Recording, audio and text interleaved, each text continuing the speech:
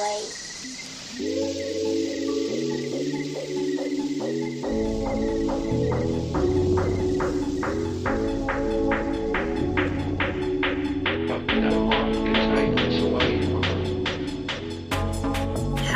everybody, welcome to another episode of the Find Your Model Health podcast, the official podcast for those looking to optimize their long-term health and weight goals and understand how their body really works. I'm your host, I'm Shmaine Linney. I'm a nutritional therapist, integrative health practitioner, certified iridologist and biohacker. And as always, I'm very happy to have you back with me for another piece of your day. I hope you enjoy this episode and I hope you learn lots. Before we go on, two things. One, my microphone broke, so I'm using the computer microphone. If it's not as clear as it normally is, I apologize. And the second thing is that the information in these podcast episodes is for informational purposes only and should not be taken as medical advice. Please consult your health practitioner before making any lifestyle changes. Okay, we're continuing on with our hormones. I hope you really enjoy this because we're going to be talking about DHEA today. And of course, I pronounce things a little bit different being from Ireland and whatnot, but hopefully you understand everything I say. I'm sure you will. I've no doubt you will.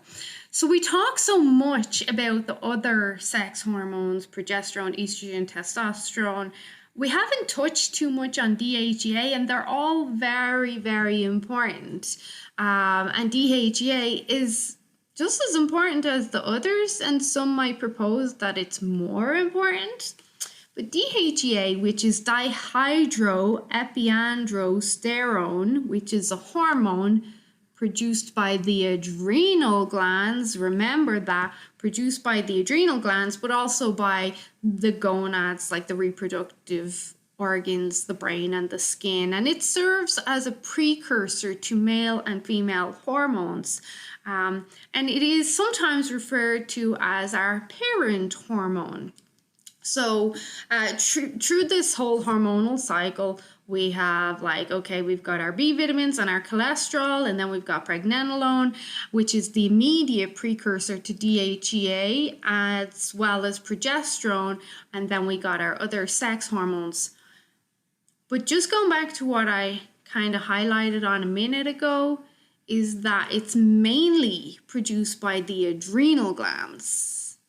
And that should give you a big indication of what can impair or affect DHEA. What else affects the adrenal glands? Well, it's chronic stress. So a lot of my clients, or a lot of women who do a hormone panel or they get a Dutch test done, they can see their DHEA is tanked. Now, DHEA does start to reduce over time as we get older.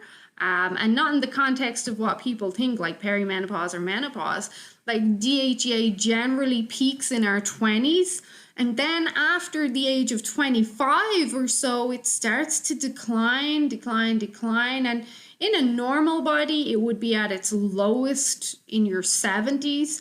But the way we live nowadays, we're seeing this lowest in people in their 30s, 40s, and 50s. Because, again, of the way we live. So this hormone, DHEA, or dihydroepiandrosterone, is a very important hormone, very important. And we don't talk about it enough, even though we know enough about it. Since the 80s, there's been a lot of papers published on the multiple health functions of DHEA and its importance and why we should be paying attention to it. It improves cognitive performance and mental health, decreases depression and anxiety, improves sleep and other hormonal rhythms, as we learned about in our previous episode on sleep, how sleep affects hormones. It has anti-aging qualities. I actually said this in it was one of my videos recently, maybe it was my group call, that there's a lot of talk about longevity and anti-aging out there, but a lot of our anti-aging stuff is already in our bodies if we just optimize for it. Anyway, DHEA can help a lot with inflammatory disorders and osteoporosis. It can improve blood vessel function. It can help with insulin sensitivity, back to those hormones. It's important for the immune system. It's important for metabolism. Very important for autoimmune issues, because we know a lot of autoimmune issues, they usually come out of dormancy, or they're driven with stress. And then there's a lot of other things DHEA can be helpful with, because it influences other sex hormones. Of course, it can help with hot flashes and night sweats and the symptoms that we associate with perimenopause as well. But for most of us, DHEA, it starts to decline from that age of 25, and in a normal body, in a normal situation, that decline would be a straight line. But because of the way we live nowadays, and we have so much stress, for a lot of people, that straight line is not so straight. It can be up and down, or it can just be a big plummet straight down. And it is believed that a lot of the manifestations that we consider to be quote fingers aging, so often I'll hear people say, oh, I'm just getting old, or this just happens with aging. A lot of that can be contributed to deficiency in DHEA. And if we were to kind of elaborate on that, then we'd look at, okay, well, what's affecting DHEA? Why is it plummeting or not producing optimally as it should be? So DHEA is considered the biological marker of aging, and people that have the highest levels of DHEA, according to my mentor, Dr. Michael Platt, seem to have the greatest longevity. And in fact, some believe that by optimizing for DHEA, we can slow down the aging process. So there's a lot to DHEA. Obviously, there's a lot to hormones and how important they are. And can we supplement them? Is it safe to supplement with them? What are the potential side effects of it? But DHEA, very important, and you can supplement with it. When it comes to supplementing with DHEA, some women, there's multiple ways you can get it. If you're in the States, it's easier to get your hands on DHEA. In Canada, you can get your hands on DHEA without a prescription. This is not me making a recommendation. This is me just saying what I've seen and what I have heard through the grapevine, that you can get DHEA shipped from the States to Canada if you so wanted to do something like that to help boost your immune system, or enhance your cognitive performance, or improve chronic fatigue syndrome, or decrease depression and anxiety, or even address autoimmune issues. It can be done. I'm not saying you should do it, but it can be done. And then there's natural aids that can help boost the production of DHEA, but regardless, as we age, you are going to see that decline. DHEA does have its own receptor sites throughout the body, and it has an intricate part in the levels of human growth hormone that we have. And then DHEA, because if you remember in my last episode on how sleep impacts hormones, I spoke about how absolutely important human growth hormone is, and then how important testosterone is for women. Well, DHEA raises growth hormone, but it also then is a precursor for testosterone. So if you don't have enough DHEA, you're going to have problems with both growth hormone and testosterone, and then all the issues that come with them: low motivation, low libido, all that fun stuff. And we also see that people with high levels of DHEA have lower instances of Alzheimer's and Parkinson's disease. I know a lot of people have a lot of concern with Alzheimer's nowadays, like a lot. But anyway, so DHEA, you can measure DHEA. A Dutch test is going to be one of the more accurate tests. So you want a lab test that's going to test both DHEA and DHEAS, which is DHEA sulfur. In men, if you're taking DHEA, you want to monitor your estrogen levels as well. In men, the estrogen, we don't want it to be high because obviously there's going to be a lot of consequences there. Generally, we're looking at the range of 20 to 30 in men. In women, we can go a little bit higher because we know estrogen in women, it's our more dominant hormone. It is how our bodies are designed to function optimally with higher levels of estrogen than what a man would have. It's important to remember that DHEA is impacted greatly by stress. And you can see this whole stress connection even with the pregnenolone or the progesterone still. Like I said it before and I'll say it again, as much as we think stress is just this woo-woo, invisible emotion or feeling, it's not. It is a chemical in our body. It does have a biochemical system of its own. It does have a ripple effect throughout the body. It does impact other hormones and organs. But so stress, and I know people hate to hear it because it is prominent in most of our lives. It's something you really need to pay a lot of attention to, especially if you have hormone issues. So like we've learned before in previous conversations and previous episodes I've done, stress will directly diminish progesterone, but it also will directly diminish DHEA. So we want to be very much proactive in our stress management. And I'm kind of careful with what I say because I don't want people feeling guilty that they're not doing their self-care or they're not prioritizing stress management or their walks or the yoga or whatever. I don't want people to feel guilty. We can only do what we can only do. But I do want people to at least have the awareness, like stress is not just some invisible emotion.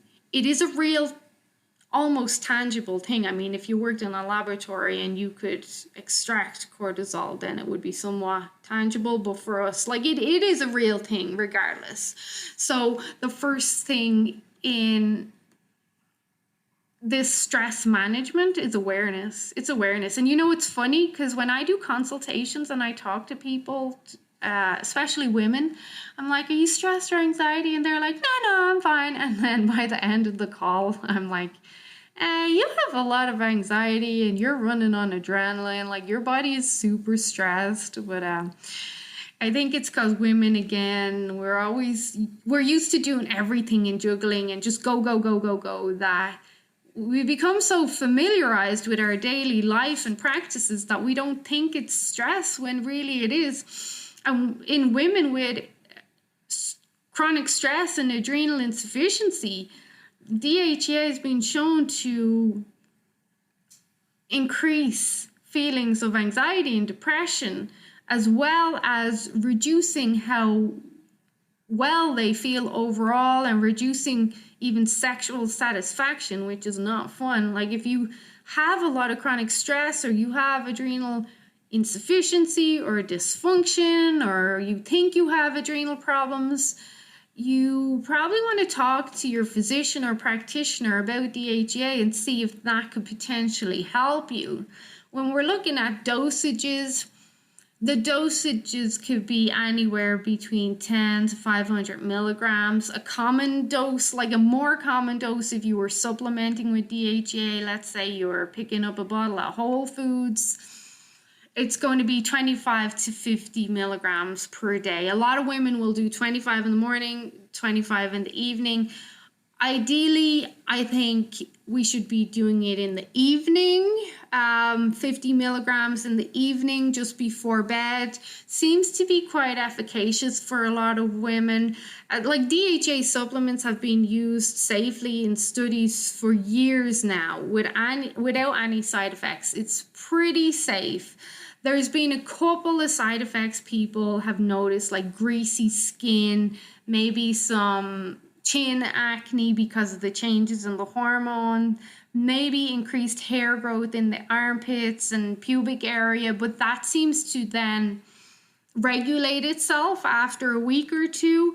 If you're worried about it, you could reduce the dose and slowly titrate up. It's important to note that DHEA supplements should not be taken by people with cancers affected by sex hormones. I think those people are already pretty aware of that. It is best to speak to your practitioner or your doctor before you start taking a DHEA supplement. But the bottom line is DHEA is very important when it comes to hormones, and it may have a lot of benefits for you. Especially when we look at certain health conditions and stuff that we'd say, yeah, stress is driving this. So it can be beneficial for a lot of people, especially older people, or especially those that have a lot of adrenal issues, low libido, a lot of stress in their life. You can consider DHEA. I know there's a lot of hormone talk and options when it comes to different symptoms, like, well, should I try this or should I try that? So we talk about, okay, low libido. Well, a good hormone for low libido is DHEA, progesterone, estrogen, because it can encourage blood flow, testosterone. So does that mean I take all four? No, you don't necessarily need to. But what would be a smart idea would be to speak to your doctor or a health practitioner, or do a consultation with someone like me so we can help refine the symptom picture and then make the best recommendation possible. And you know, some people will need to take all of the hormones. It depends on how bad your hormone profile is. And some people, maybe they just need a bit of progesterone to help them sleep. But anyway, I hope you found this helpful. If you've got any questions, please post them in the comments and I'll respond as soon as I can. Or you guys can also reach out to me on Facebook or Instagram at Shemaine's Model Health, or you can email me through my website. That's shemainesmodelhealth.com. There's a button at the top of the website that says, I think it says connect with me or ask me a question, something like that. Click that, send me an email, and we can chat. Otherwise, please like, share, and subscribe if you haven't done so already. If you feel I deserve a review, I would love that. That would be very helpful. And also, if you would like to support me and the podcast, you can buy me a coffee, because you know, good coffee fuels my brain and my capacity to learn and teach. And sure, don't you want me to be optimal? So if you do, you don't have to. But if you do, I'll post the link below to buy me a coffee. Okay, otherwise, have a great day, guys, girls. I'll chat to you all real soon. Stay warm out there. Bye-bye.